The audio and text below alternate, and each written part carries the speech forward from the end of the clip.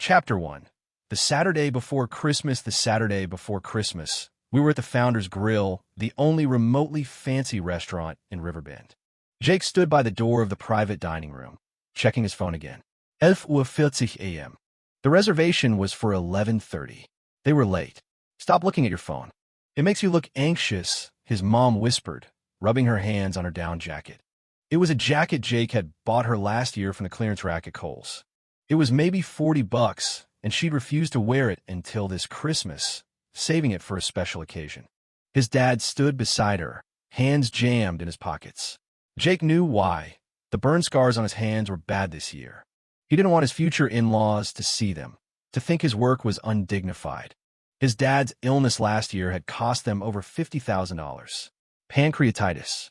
He was in the ICU for 12 days. Back then, Jake had only been in real estate for 6 months. He drained his savings and borrowed another $10,000 from his 2 older sisters. He had $30,000 in the bank now, what his mom called his nest egg for getting married. He couldn't touch a penny of it. After getting out of the hospital, his dad couldn't sit still. He went right back to the plastics factory in North Carolina. 3 shifts rotating. For $1,000 a month. It meant he was always covered in burns. His mom worked at the same factory on the packing line, making about $3,000 a month. They rented a small apartment near the factory. No savings, no health insurance. After the pancreatitis, no private insurer would cover him. Footsteps echoed from the staircase. Jake looked up and saw them. His future father-in-law and mother-in-law. Her dad, Mr. Davis, had been a chef at a restaurant in town for 20 years. He had a solid reputation locally. Her mom, Mrs. Davis, cleaned houses and made decent money, $4,000 or $5,000 a month, with weekends off. Behind them were Chloe and her 15-year-old brother, who was glued to his phone. Mr. and Mrs. Davis, good to see you, Jake said, forcing a smile that felt tight. Jake, sorry we're late. Hope you haven't been waiting long, Mrs. Davis said, her eyes glancing past him to his parents. Not at all. We just got here, Jake said quickly. This is my father and my mother. His dad pulled a hand from his pocket, started to offer it for a handshake, then thought better of it. The burns were too obvious. He just nodded instead. Good to meet you. Mr. Davis grunted a reply, while Mrs. Davis smiled warmly. Chloe came over and squeezed Jake's hand. It's okay, she whispered. Inside the room, the round table was perfectly set. Jake had booked the $200 prix menu. He wanted to go for the $300 one, but his mom told him to be sensible. The seating was a clumsy dance. Jake tried to steer his parents to the head of the table, but they refused, insisting the Devises take the seats of honor. In the end, Mr. Davis sat at the head, his wife beside him, with Jake's parents directly opposite. The courses started arriving. Appetizers, salads, then the mains. There was a pan-seared salmon, a slow-braised pot roast, and a roasted chicken, a local favorite for special occasions. Mr. Davis spoke first. So, you're working out in North Carolina? That's right. Injection molding, Jake's dad replied. Heard you're a chef? 20 years. It's hard work, no holidays, Mr. Davis said, picking at his salad. Christmas is our busiest season. Had to pull a lot of strings to get today off. That's tough, Jake's dad said, raising his water glass. Well, here's to a day off. Mr. Davis clinked his glass against it without another word. Meanwhile, Mrs. Davis was talking to Jake's mom. You have 2 daughters, both married? Yes, both back home. One in the next town over, one here in Riverbend, his mom said. They both have kids. I helped out for a while, but then we had to go back to the factory. You work hard, Mrs. Davis said, her gaze lingering for a second on his mom's jacket. The down jacket, from the clearance rack. The cuffs were starting to peel. Jake saw the look. His throat felt dry. Under the table, Chloe nudged his foot and shot him a look. He knew what she meant. Say something, keep the conversation going. But what could he say? Brag about how many houses he'd sold? Talk about his commission this month? In this setting, it would sound like showing off. And his family situation was laid bare on the table. There was nothing to brag about. So, Jake, you're in real estate? Mr. Davis asked suddenly.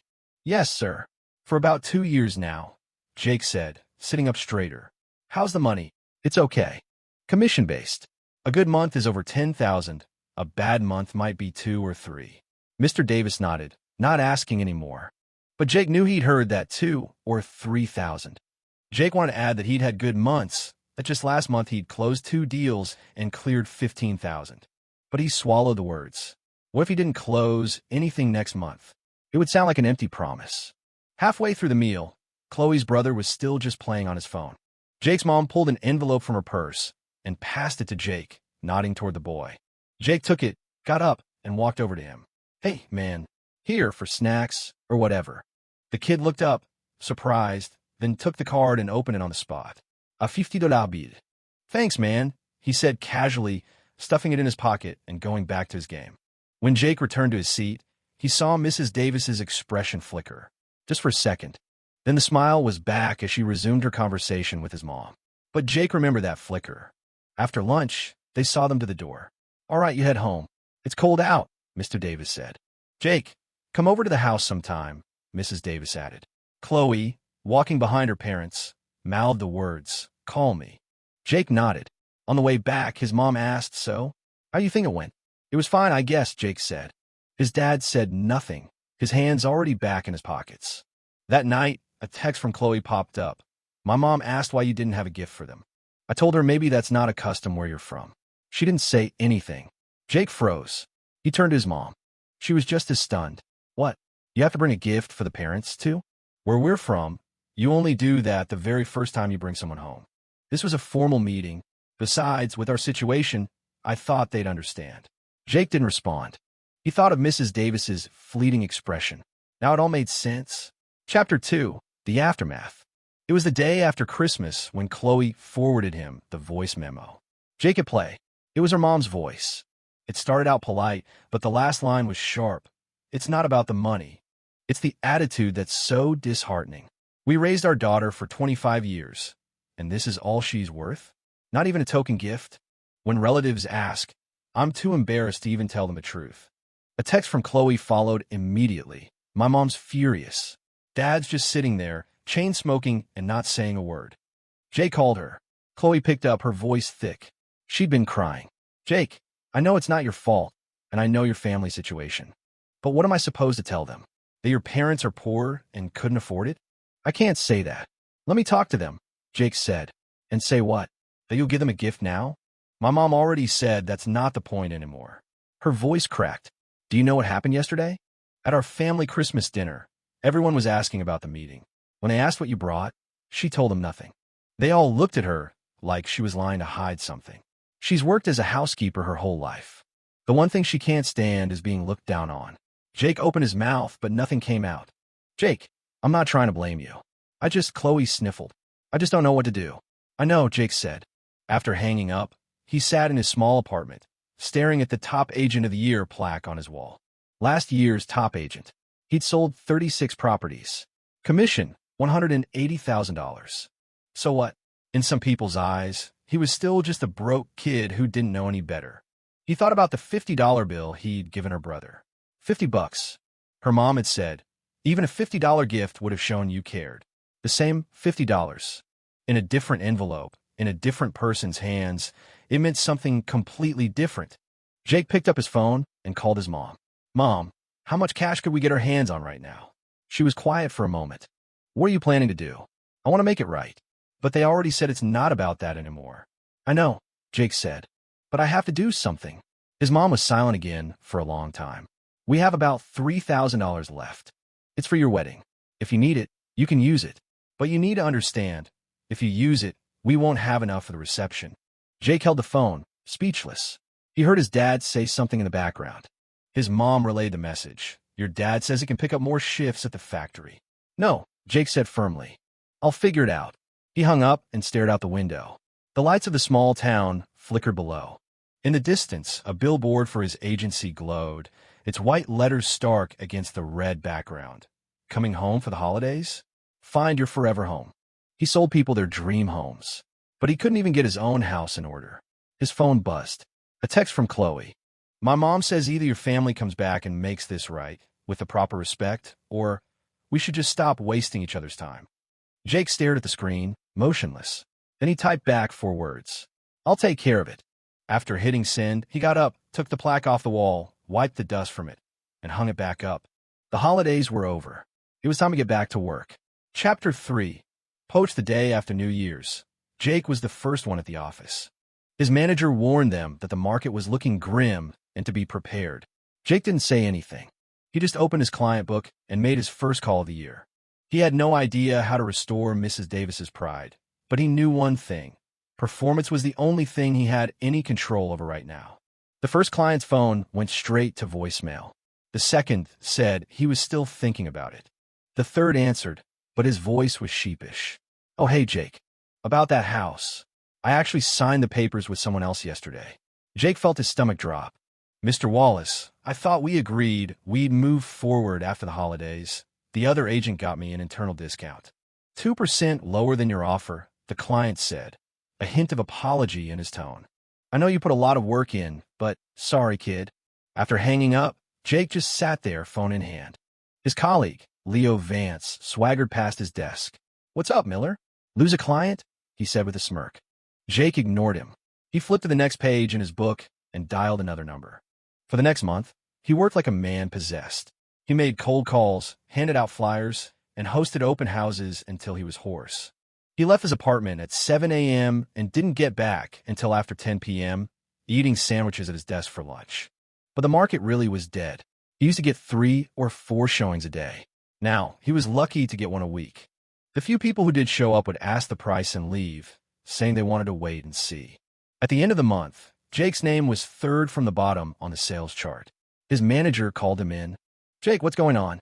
Last year's top agent. This year you're at the bottom of the barrel. Talk to me." "The market's slow," Jake said. "The market's slow for everyone, but Leo still managed to close 2 deals," his manager retorted. "Your dad's medical bills took a big chunk out of you, right? Family's counting on you to bring money home. You need to figure this out." Jake didn't argue. He walked out of the office and stood by the entrance, smoking a cigarette. He didn't even smoke, but he'd bought a pack at the convenience store that day and just stood in the cold wind, lighting one after another. His phone rang. It was Chloe. "Jake, my mom's asking. When are you guys coming?" Jake paused. "Just a little longer." "Waiting for what?" "Waiting for a win," he said. "I can't go back there empty-handed." Chloe was silent. After a moment, she said, "I'll do what I can to buy you some time. But please hurry." He hung up, crushed the cigarette under his heel, and threw in the trash. He went back inside and started making calls again. He kept in touch with Mr. Wallace, the client Leo had poached. Even though the deal was dead, Jake would send him a text every few days, checking in, forwarding market analyses. Some of his co-workers laughed at him. "He's gone, man. Why are you still chasing him?" Jake didn't explain. He didn't know if it would do any good, but he knew it was the only thing he could do. In April, Mr. Wallace suddenly called him back. "Jake, you know those other properties you analyzed for me? Are there any others like them on the market?" Mr. Wallace asked. "The discount that other agent, Leo, promised me? It fell through. Said they didn't have enough allocations or something. I walked away from the whole deal." Jake's heart skipped a beat, but he didn't jump straight into a sales pitch. "Mr. Wallace, what's your situation now? Is your financing secure? Are you still looking? Or are you taking a break?" "Financing is solid, but I don't want anything to do with that development anymore," Mr. Wallace said. "The whole thing left a bad taste in my mouth." "Understood," Jake said. "Let me do a fresh search for you. Text me your budget and location preferences again, and I'll put together a new comparison for you." After the call, Jake didn't just look at his own listings. He opened his laptop and pulled up data for every single property in the county. He created a spreadsheet comparing floor plans, pricing, loan options, neighborhood amenities, school districts, everything. For 2 weeks, he slept 5 hours a night. He sent Mr. Wallace 3 different detailed proposals, had over a dozen phone calls, and personally escorted him to 7 different properties, not just his own listings, but all over town. In the end, Mr. Wallace chose a house from a different developer. On the day of the signing, Mr. Wallace clapped him on the shoulder. "Jake, you're different. The other guys just wanted to sell me a house. You actually helped me buy one. For that, any of my friends or family who are looking to buy, I'm sending them to you." Jake smiled.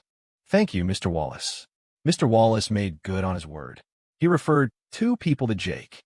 One was a friend from his hometown, Marty, who had just gotten a payout from an eminent domain deal and wanted to invest in property. The other was a colleague who wanted to buy a condo for his aging parents. Marty was a gruff man in his 50s. The first thing he said was, "All you real estate agents are crooks. My cousin got scammed last year. Jake didn't get defensive. He just asked, how'd he get scammed? Marty went on a long rant. When he finished, Jake said, sounds like he was working with the wrong person. If you trust me, I'll walk you through the entire process, step by step. I'll show you where the pitfalls are and how I'll help you avoid them. You can decide for yourself. Marty stared at him for a long moment. All right, he finally said. Let's give it a shot. That shot turned into 2 months of work. Marty was indecisive. One day he'd be interested in one neighborhood. The next he'd want to look somewhere else entirely. He'd call Jake late at night to ask about mortgage rates, and Jake would always answer. One afternoon, during a torrential downpour, Marty called, wanting to see a property on a whim. Jake rode his scooter over, arriving completely soaked, and waited for him by the front door.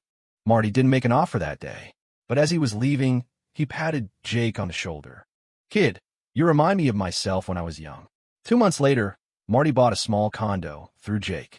On the day they signed the papers, he insisted on taking Jake out to dinner. Over dinner, after a couple of beers, Marty became more talkative. Kid, I've been watching you. You don't lack talent. You lack opportunity. Jake didn't say anything. I've got a buddy, Lou.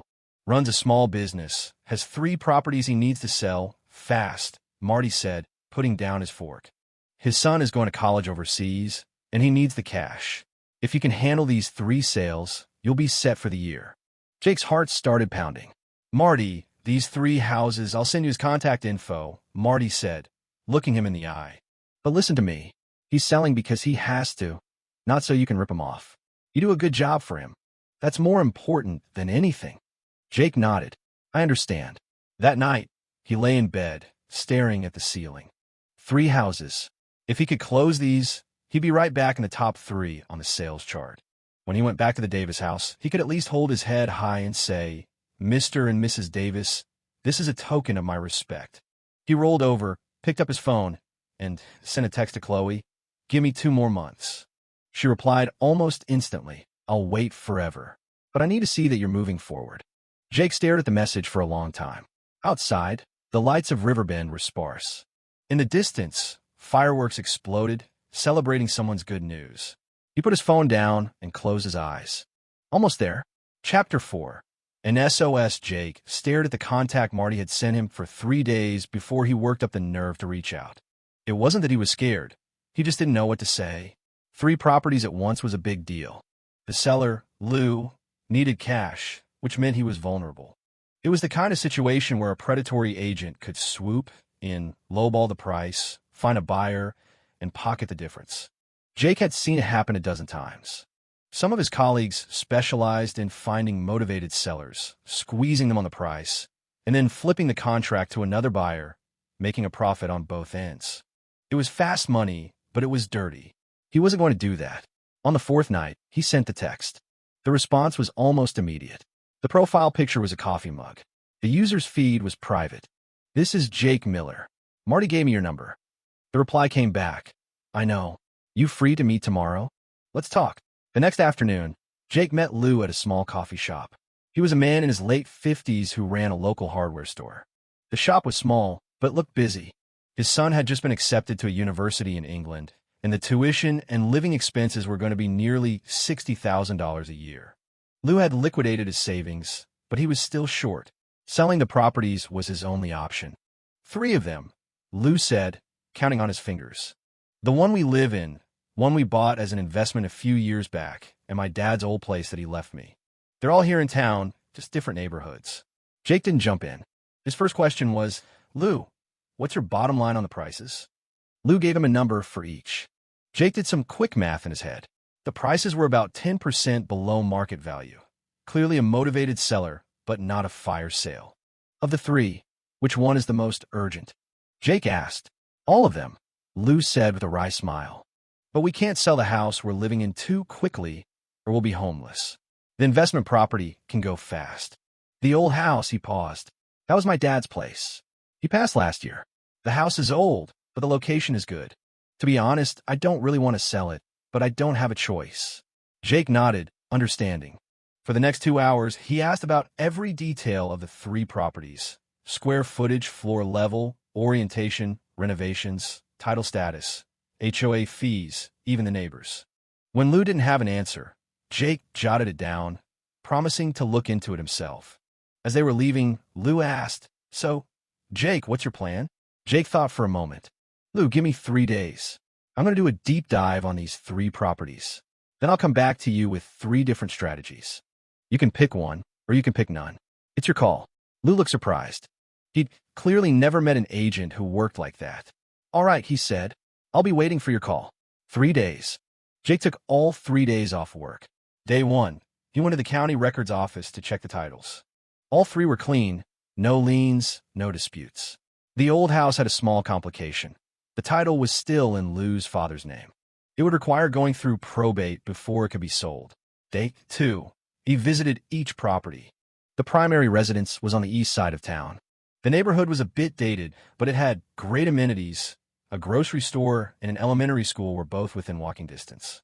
The investment property was on the north side, in a new development area. It was vacant, and the HOA fees were 6 months overdue. The old house was on the west side, and it was really old, a brick building from the 80s, no elevator, cluttered hallways.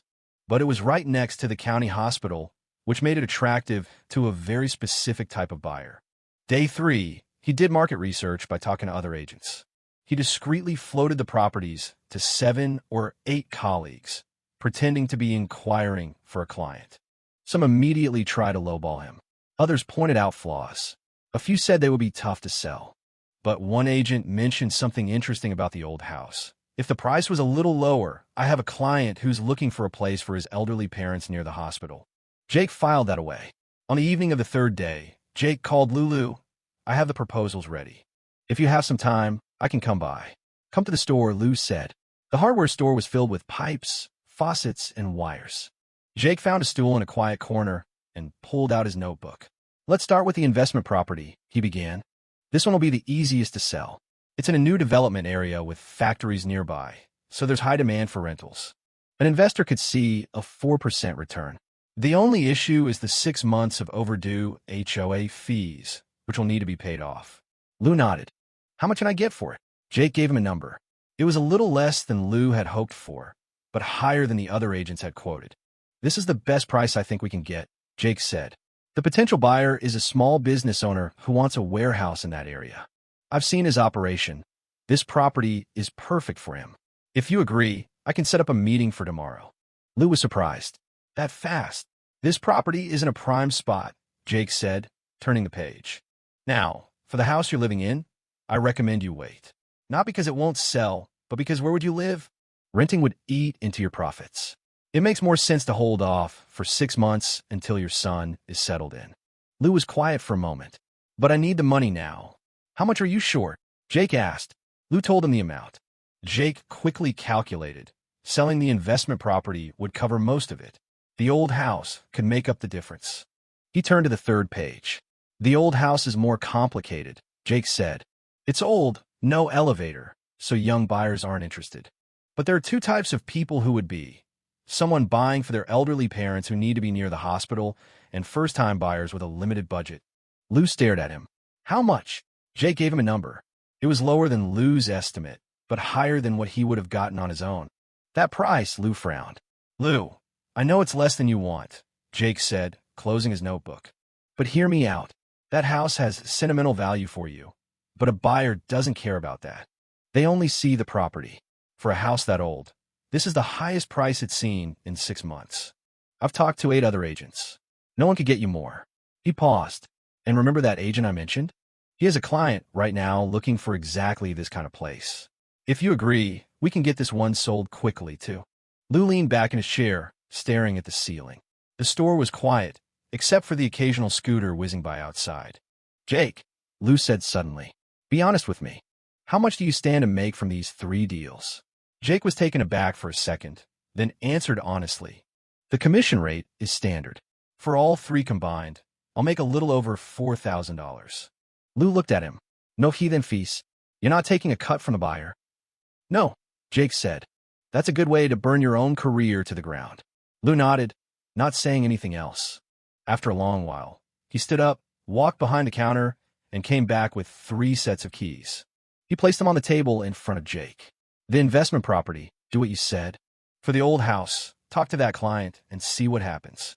For my house, I'll think about it, he said. Jake, I met a lot of agents. You're the first one who's ever given me options instead of a sales pitch. Jake took the keys. Lou, you can count on me. I'll get this done for you. It was dark by the time he left the hardware store.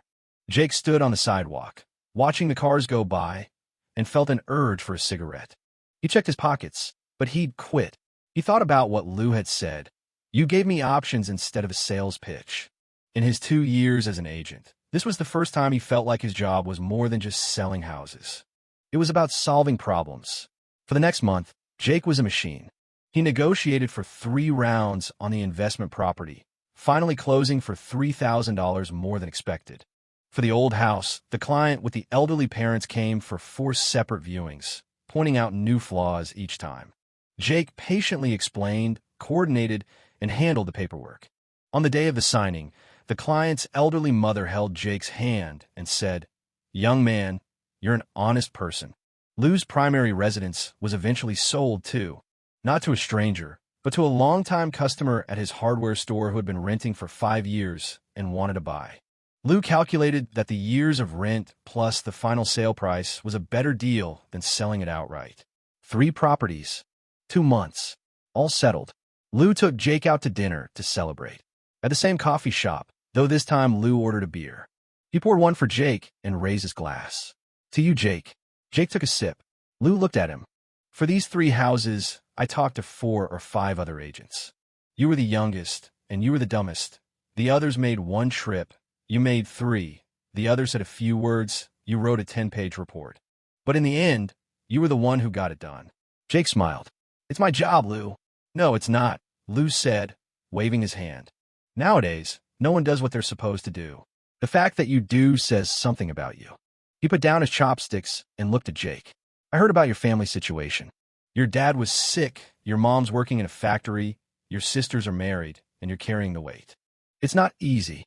Jake didn't say anything. Lou pulled an envelope from his pocket and placed it on the table. "This is from me," he said. "It's not much, $500. It's not part of your commission. It's a bonus for all the hard work you did for me. Don't argue. If you argue, I'll be offended." Jake was stunned. "Lou, I can't, why not?" Lou cut him off.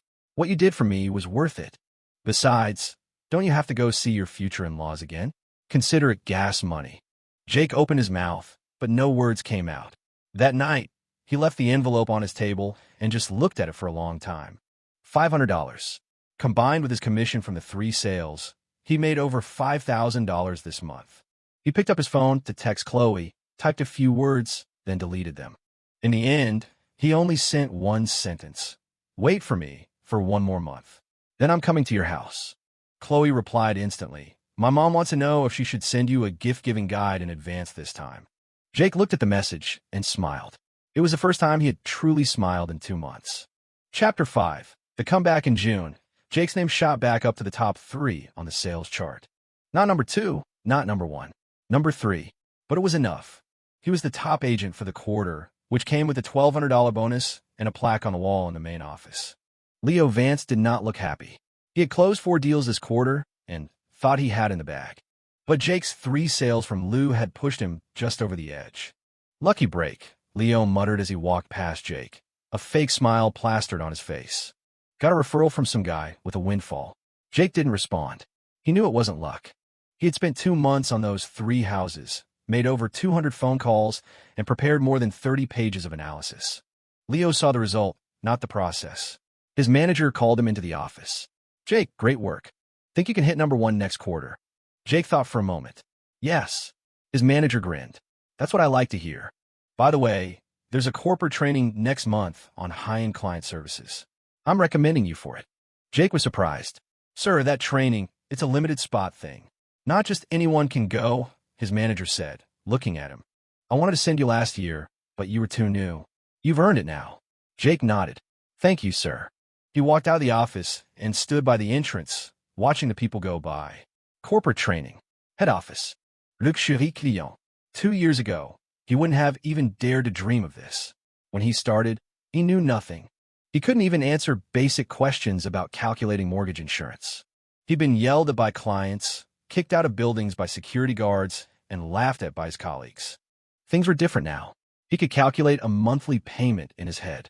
He could tell what a client was looking for just by the look in their eyes. He could determine in 3 sentences whether someone was a serious buyer or just a tire kicker. No one had taught him these skills. He had learned them through trial and error, one painful lesson at a time. His phone rang. It was Chloe. "Jake, my mom was wondering, are you free this weekend?" Jake's heart skipped a beat. "I am."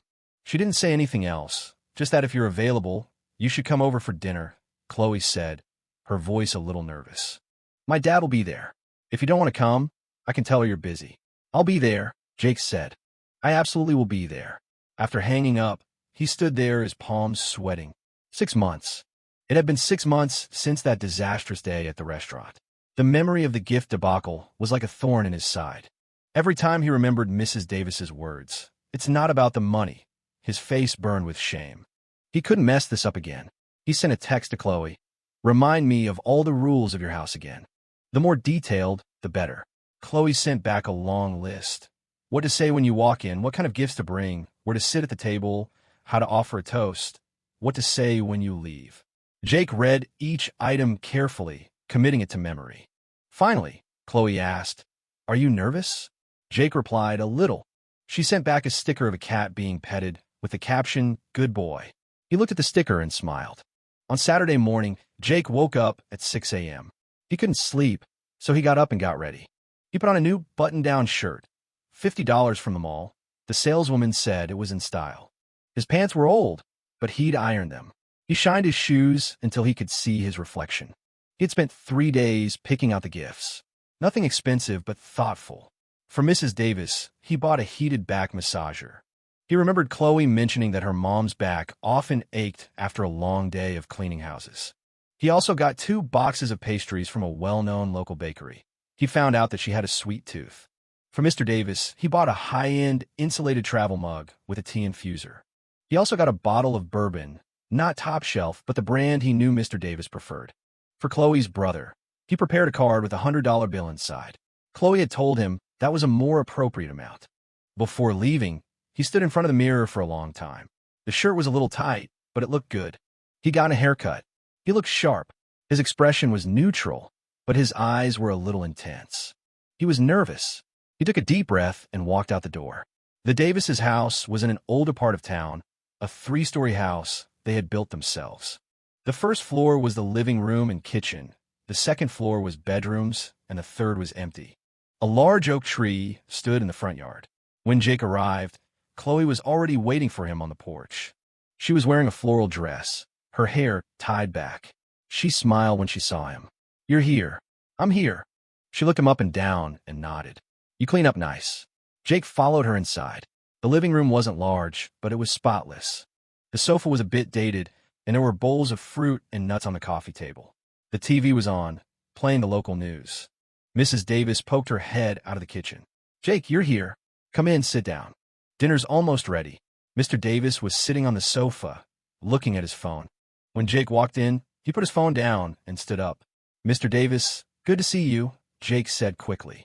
"You too," Mr. Davis nodded, his eyes glancing at the gift bags in Jake's hands.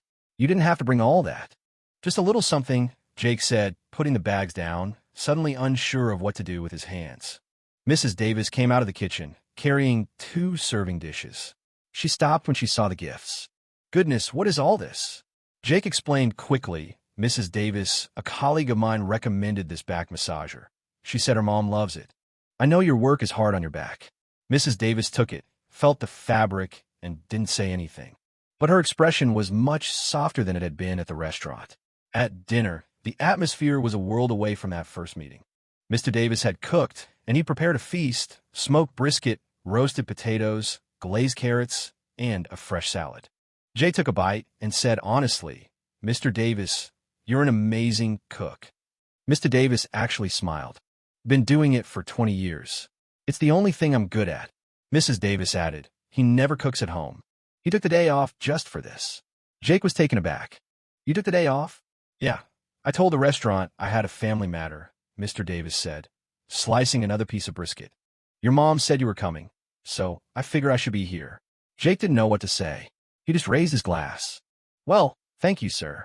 I appreciate it." Mr. Davis raised his own glass, clinked it against Jake's, and took a drink. Halfway through dinner, Chloe's brother came downstairs and sat at the table, playing on his phone. Jake pulled out the card and handed it to him. For whatever you're into these days. The kid took it, didn't open it this time, and just put it in his pocket. Thanks, man, he said. Mrs. Davis glanced over, but didn't say anything.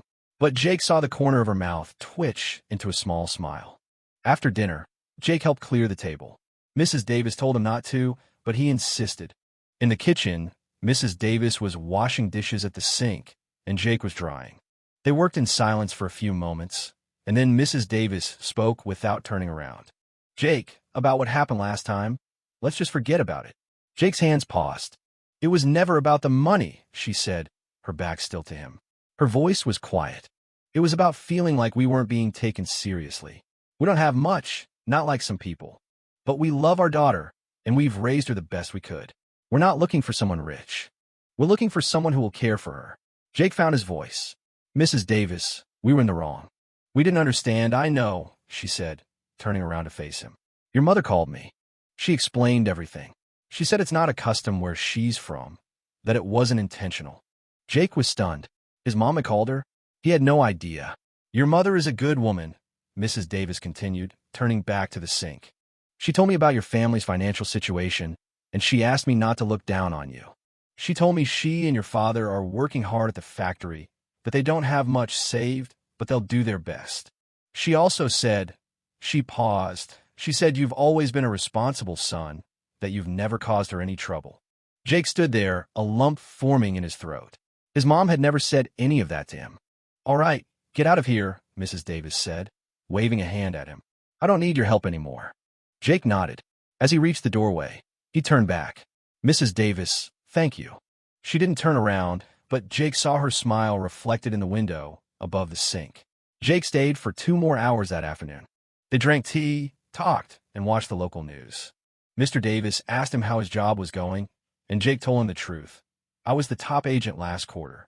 With my commissions, I'm making over $5,000 a month now. Mr. Davis nodded. That's good. When he was leaving, Mrs. Davis walked him to the door. Chloe walked him to the end of the block, and they stood under the old oak tree. So, Chloe asked. It went well, Jake said. Chloe looked at him and suddenly smiled. You know, my mom said something to me earlier. What's that? She said, that young man, he seems more grounded than before. Jake stood there for a moment. More grounded. He thought about himself 6 months ago, standing nervously outside the restaurant, checking his phone, his palms sweating. He thought about the night he'd lost a client and sat in his apartment smoking cigarettes he didn't even want. He thought about lose 3 houses and the 2 months he'd spent running himself into the ground. He was more grounded. Not because he wasn't nervous, but because now he knew what to do. I should go, he said. Okay, Chloe nodded. Come back soon. Jake turned to leave, walked a few steps, then turned back. Chloe was still standing there, under the oak tree, the sunlight filtering through the leaves and dappling her face. Chloe, he called out. Yeah, I'm getting there. Chloe didn't say anything. She just waved. Chapter 6. The birthday, August 20th, was Mrs. Davis's 50th birthday. Jake had set a reminder on his phone a month in advance. Not because he was afraid he'd forget, but because he was afraid he wouldn't be prepared enough. Over the past few months, his relationship with Chloe's family had improved significantly. After that second dinner, Mrs. Davis would occasionally invite him over, and Mr. Davis would ask about his work. But Jake knew that the initial wound hadn't completely healed. Mrs. Davis had never once mentioned him to her extended family. A 50th birthday was a major milestone. All of her relatives would be there. She had 3 younger sisters and a brother, and with their spouses and kids, there would be 2 or 3 tables of people. This was both an opportunity and a test. Jake called Chloe. What should I get your mom for her birthday? Chloe laughed on the other end. You finally learned to ask first. Be serious. Okay, she said, her tone shifting. Honestly, my mom doesn't need anything. But if you really want to get her something she'd never buy for herself. Nothing too expensive, but something that shows you put thought into it. Jake took note. For the next week, he mulled it over. He'd already given her a back massager. Health supplements were out. She didn't believe in them. Clothes or shoes were too risky. What if they didn't fit? One day, while showing a property. He passed by an orthopedic shoe store and remembered Chloe mentioning that her mom's feet often swelled after a long day of work. He went inside. The shoes weren't cheap, over $100, but they were designed for people who were on their feet all day with soft, supportive soles. Jake bought a pair, along with 2 pairs of compression socks. Then, he bought a wooden foot-soaking basin, which was supposed to be more effective than the plastic ones. With the gifts purchased, a new problem arose: how to give them to her. Handing them over directly might seem too forward. Having Chloe do it would feel less sincere. He decided he had to go to the party and give them to her in person. August 20th was a Saturday. Jake was up at 7 a.m. He showered and put on his $50 button-down. He put the gifts in a bag and then put that bag inside another one, just in case it rained. The DeVises live in an old part of town where the streets were too narrow for cars. Jake parked his scooter at the end of the block and walked the rest of the way, carrying the gifts. He could hear the noise and laughter from down the street. "Happy birthday, sis." "Oh, you shouldn't have, Mom. This is for Annie." Jake stood at the door, took a deep breath, and rang the bell. Chloe answered. She was wearing a new dress, her hair pinned up, looking more mature than usual. "You're here," she whispered. "It's a full house. Stay calm." Jake nodded and followed her inside. The living room was packed. 3 middle-aged women who all resembled Mrs. Davis sat on the sofa. Her sisters, he presumed. A few men sat nearby, smoking and talking. The coffee table was piled high with presents. Mrs. Davis poked her head out of the kitchen. She looked surprised to see Jake, then smiled. "Jake, you made it." "Happy birthday, Mrs. Davis," he said, walking over and handed her the bag. She took it, opened it, and saw the shoes and the foot basin. "Oh," she said, clearly surprised. "Chloe mentioned your feet swell up after work. These are supposed to be very comfortable. And the wooden basin is better for soaking." Jake explained, then waited nervously. Mrs. Davis picked up one of the shoes, turning it over in her hands. She looked up at him. She paused. "This is very thoughtful." One of the women on the sofa leaned over. "Who's this, sis?" Mrs. Davis hesitated for a fraction of a second. "This is Chloe's boyfriend, Jake." The woman's eyes scanned Jake from head to toe. Then she smiled. "Oh, the one who—" She was cut off when the person next to her nudged her sharply. Jake knew what she was going to say. The one who didn't bring a gift at Christmas. His face remained impassive, but his stomach tightened. Chloe came to his rescue. "Come on, let me introduce you to everyone." She led him around the room, introducing him to her aunts and uncle and their families. Jake greeted each one, offered a smile, and tried to make small talk. By the time he was done, his palms were sweating. Lunch was at a restaurant down the street. They had 2 tables. Mr. Davis had personally cooked a dozen dishes. Jake was seated next to Mrs. Davis, with Chloe on his other side. Halfway through the meal, one of the aunts, the one from the living room, spoke up. "So, Jake, I hear you're in real estate?" Jake put down his fork. "Yes, ma'am." "How's the money in that?" The question was blunt. The table went quiet. Jake didn't flinch. "It's decent. It all depends on commissions. The market's been a little slow this year, but I've closed over a dozen deals in the first half of the year. It works out to a few thousand a month." The aunt raised an eyebrow. "That's not bad. Have you bought a house yet?" Jake paused. "Not yet." "Oh," she said, dragging out the word. Mrs. Davis interjected. "He's young. There's no rush. When his dad and I got married, we had to borrow money just to pay rent." The aunt laughed. "That was then. This is now.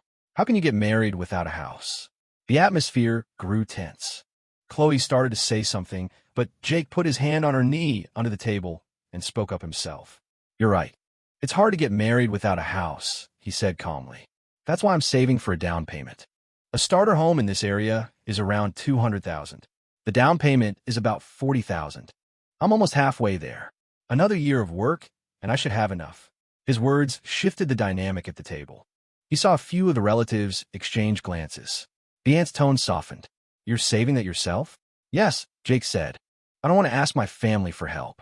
My dad had some health issues a couple of years ago, so things are tight for them." Mrs. Davis added proudly, "This young man is a hard worker.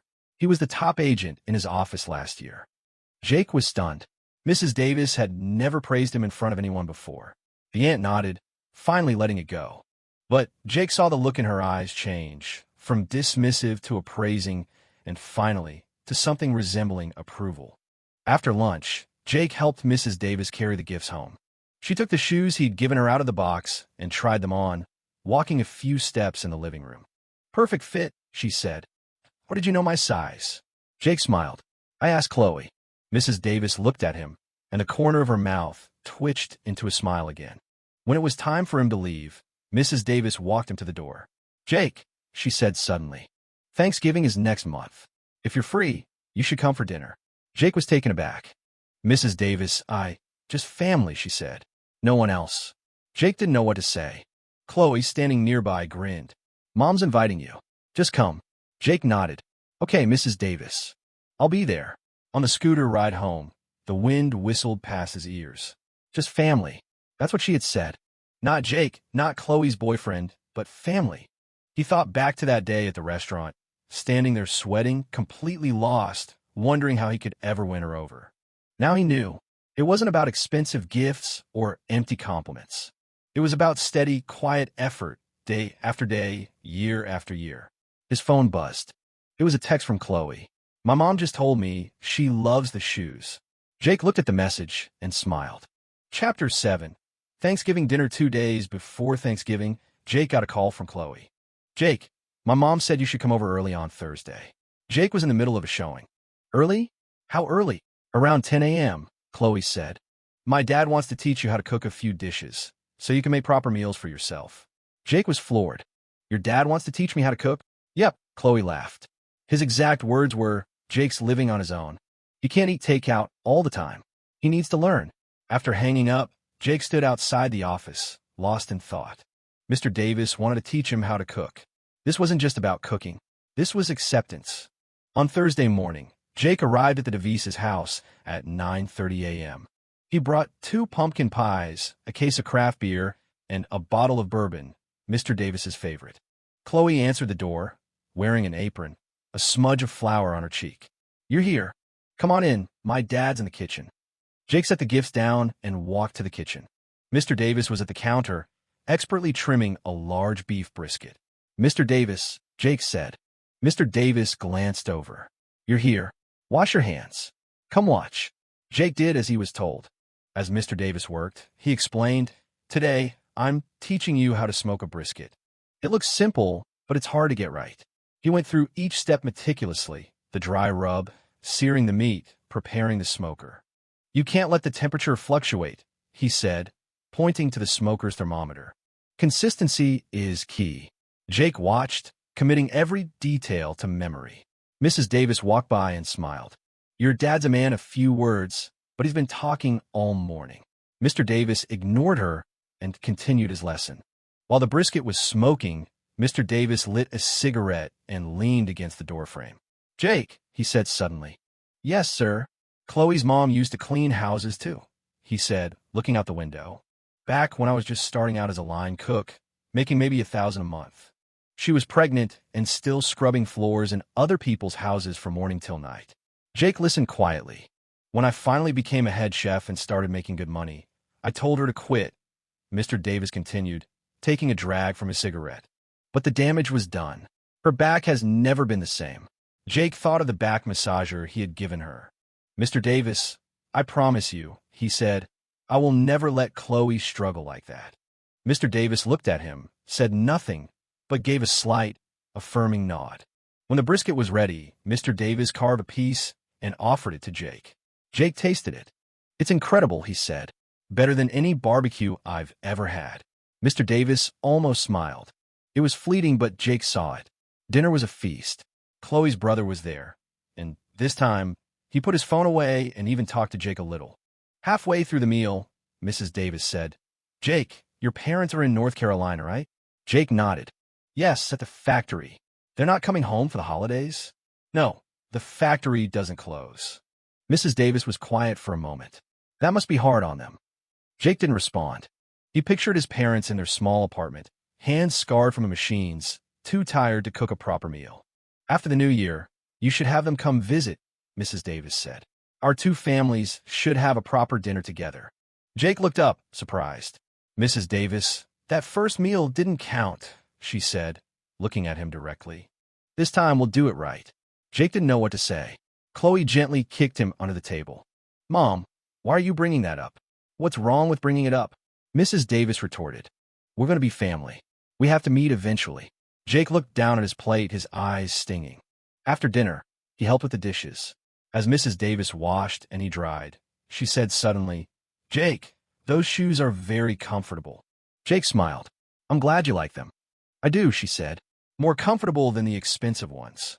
She paused, then asked, that down payment you mentioned. How much are you still short? Jake thought for a moment. About $15,000. Mrs. Davis nodded, saying nothing more. It was dark when Jake left. The full moon was bright in the sky. Chloe walked him to the end of the block, and they stood under the oak tree. What did my mom say to you in the kitchen? She asked. Jake paused. She said she liked the shoes. That's it. And he hesitated. She invited our families to have dinner together after the new year. Chloe was quiet for a moment. Then she broke into a wide smile. Jake, she said. Yeah. My parents love you. Jake looked up at the moon and said nothing. He knew. He'd known since Mrs. Davis called him family. He'd known since Mr. Davis taught him how to smoke a brisket.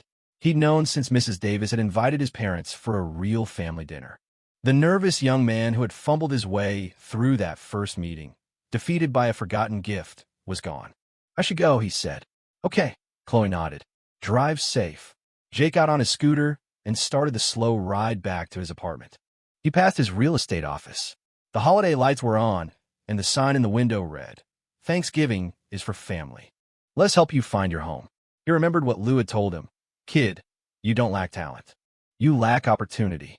He had the opportunity now. The rest was up to him. Chapter 8. The two families meet again in early November. Jake's parents came back from North Carolina. They hadn't come for the holidays. They had taken time off specifically for this. Jake had told them that the two families needed to have a proper dinner. On the phone, his dad had asked, Are you sure everything will be okay this time? I'm sure, Jake had replied. Now, standing outside his office, he watched the people pass by. In the past year, he had closed over 30 deals, won top agent of the quarter twice, and saved another $20,000. Added to his existing savings, he had more than enough for the down payment. But he hadn't bought a house yet. He was waiting for this dinner. On a Saturday, Jake booked a private room at a different restaurant. Same caliber as the last one, but a new place for a new start. His parents arrived the day before. When Jake picked them up from the bus station, he noticed his dad was thinner. The burns on his hands were still there, but he seemed to be in better spirits. His mom carried 2 large bags filled with gifts from North Carolina. Dad, Mom, Jake said, taking the bags. How was the trip? It was fine, his dad said. How are things on your end? Everything's taken care of. On the ride back, his dad, sitting behind him on the scooter, said quietly, Son, we won't embarrass you this time. Jake was taken aback. Dad, what are you talking about? Last time, your mother and I didn't know any better, his dad said. This time we asked around. We know what to do. Jake didn't know what to say. He knew what they had prepared. 2 crisp $100 bills in separate envelopes, labeled a gift for our new family. A nice bottle of wine, 2 cartons of cigarettes, and a tin of expensive tea, all recommended by their friends at the factory. The next day, Jake and his parents arrived at the restaurant early. At 11:30 a.m., Chloe's family arrived. Mr. Davis led the way, carrying a bottle of wine. Mrs. Davis followed, wearing a new coat. Chloe and her brother trailed behind. It's good to see you, Jake's dad said, stepping forward and extending his hand. Mr. Davis shook it firmly. You too. How was your trip? It was good, thanks for asking. The 2 men stood there, shaking hands for a long moment. Jake saw his father's scars, and he knew Mr. Davis saw them too, but he said nothing. When they sat down, a familiar, awkward dance began over who should take the head of the table. They ended up sitting side by side. The food, ordered by Mr. Davis, was excellent. Halfway through the meal, Jake's mom took out the 2 envelopes and handed them to Mrs. Davis. Last time, we were ignorant of the customs. Please don't hold it against us, she said. This is a small token. Please accept it. Mrs. Davis took the envelopes, looked at them for a second, and then pushed them back into the hands of Jake's mom. What's this for? She said gently. What's past is past. We don't need to talk about it. Jake's mom insisted, and the 2 women went back and forth until Mrs. Davis finally said, All right, I'll accept them, but this money isn't for me. It's for the kids. She placed the envelopes on the table between Jake and Chloe. Jake looked at the envelopes and said nothing. Chloe gently touched his hand under the table. As the meal wound down, Mr. Davis suddenly raised his glass. Let's have a toast. Jake's dad quickly raised his. Our kids have been together for a while now, and we've got to know Jake, Mr. Davis said. He's a good kid, a hard worker, responsible. Her mother and I have no objections. Jake's dad's hand trembled slightly as he held his glass. Thank you, he said, his voice thick with emotion. We don't have much to offer, but I promise you, we will never let your daughter be mistreated. Mr. Davis waved his hand. That's not what this is about. Cheers. The two men drank. Jake looked at them and remembered that day, a year ago, when his father had stood in the restaurant with his hands in his pockets, ashamed of his scars. Today, his hands were on the table, the scars visible to everyone, and no one looked away. After dinner, the two families stood outside, talking. Mrs. Davis held the hand of Jake's mom. You two take care of yourselves out there in North Carolina. Jake's mom nodded. You too. Mr. Davis and Jake's dad stood off to the side, smoking. Is the work at the factory hard? Mr. Davis asked. It's all right. You get used to it, Jake's dad replied. The rotating shifts are the worst part. Mr. Davis nodded. If it ever gets to be too much, come back home. There's work to be found here. Jake's dad looked at him, surprised, then smiled. All right, I'll hold you to that. After Chloe's family left, Jake stood on the sidewalk with his parents. Dad, Mom, let's go home. His dad nodded, walked a few steps, then stopped. Son, he said. Yeah, you've grown up. Jake froze. His mom laughed. Your father is certainly talkative today. Jake watched his father's back, the back of a man who worked rotating shifts in a plastics factory, whose hands were permanently scarred. And he felt his eyes well up. Let's go, he said. The three of them walked slowly toward the bus stop. The setting sun cast their shadows long on the pavement behind them. Epilogue. A Christmas gift this Saturday before Christmas, exactly 1 year later. Jake stood outside the bus station, waiting for Chloe. Things were different this year. He had bought a small, two-bedroom condo on the east side of town. The down payment was $42,000. He had saved $30,000 himself, and his parents had insisted on giving him their entire $30,000 nest egg. The papers were signed last month. He would get the keys in May. Chloe emerged from the station, wearing a red down jacket, carrying 2 gift bags. Have you been waiting long? She asked. Just got here, Jake said, taking the bags. What's all this? A scarf for my mom, and one for your mom, Chloe said. I knitted them myself. Jake was stunned. You know how to knit? I learned, she said, looking at him. Is that a problem? Jake laughed. Not a problem at all. As they walked, they passed the restaurant where they'd had that first disastrous meeting. Jake paused for a moment, looking at it. What are you looking at? Chloe asked. Nothing, Jake said. Let's go. In front of her parents' house, the old oak tree was bare, its leaves long gone. A new Christmas wreath hung on the door. Mrs. Davis answered, smiling. You're here. Come in, it's cold out. Jake stepped inside. Mr. Davis poked his head out of the kitchen and waved. The living room was warm and cozy. The TV was playing a Christmas movie. Jake sat on the sofa and thought about this time last year, how he had sat in this very spot, his palms sweating, terrified of saying the wrong thing. Now he leaned back comfortably, talking with Mr. Davis about the housing market, with Mrs. Davis about her clients, and with Chloe's brother about his college applications. It felt like he had always been a part of this family. Dinner was even more lively than last year. Jake's parents were there, and the two families sat together, talking and laughing. Halfway through the meal, Mrs. Davis suddenly stood up, pulled an envelope from her pocket, and handed it to Jake. Jake was confused. Mrs. Davis, what's this? Take it, she said. This is from Mom. Jake opened it. Inside was a crisp $100 bill. He looked up at her, speechless. Mrs. Davis just smiled. Chloe, sitting beside him, whispered, My mom said that what happened last year is officially in the past. Jake looked down at the envelope. It wasn't about the money. It was about the gesture. After dinner, the two families sat in the living room, drinking tea. Mr. Davis asked, So, Jake, what's the plan for next year? Jake thought for a moment. First, furnish the condo. And then, he looked at Chloe. And then, get married. Mr. Davis nodded. He didn't speak, but the corner of his mouth twitched into a smile. Mrs. Davis laughed. Well, it looks like we have a busy year ahead of us. It was almost 10 p.m. when they left. Jake and Chloe stood at the end of the block, watching the neighborhood Christmas lights twinkle. Jake, Chloe said suddenly. Yeah. Do you remember last year, that $50 you gave my brother? Jake paused. I remember. My mom was so angry, Chloe said, smiling at the memory. She said you had no class, no respect. Jake didn't say anything. Now, she tells everyone about you, Chloe said, looking at him. She brags that I found a man who is reliable and hardworking. Jake watched the lights and was quiet for a long moment. Then he said, Chloe, thank you. She was surprised. For what? For not giving up on me. Chloe looked at him, her eyes glistening. You're an idiot, she said softly. Come on, let's go. We have to be at your parents' house for brunch tomorrow. Jake nodded. He got on a scooter and started the slow ride home. He passed his office. The red and green lights were bright. The sign in the window had been updated. It now read, Home for the holidays. Your new life starts here. He thought of what Lou had told him. Kid, you don't lack talent. You lack opportunity. He had the opportunity, and now he had a home. He turned his scooter toward his small apartment. Behind him, the lights of Riverbend twinkled, and one of them, he knew, was waiting for him. Postscript: this story is dedicated to all the ordinary people who have struggled, worked hard, and refused to give up.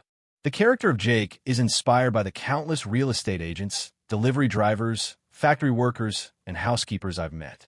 Their stories aren't glamorous or epic, but they are stories of resilience, of putting one foot in front of the other day after day.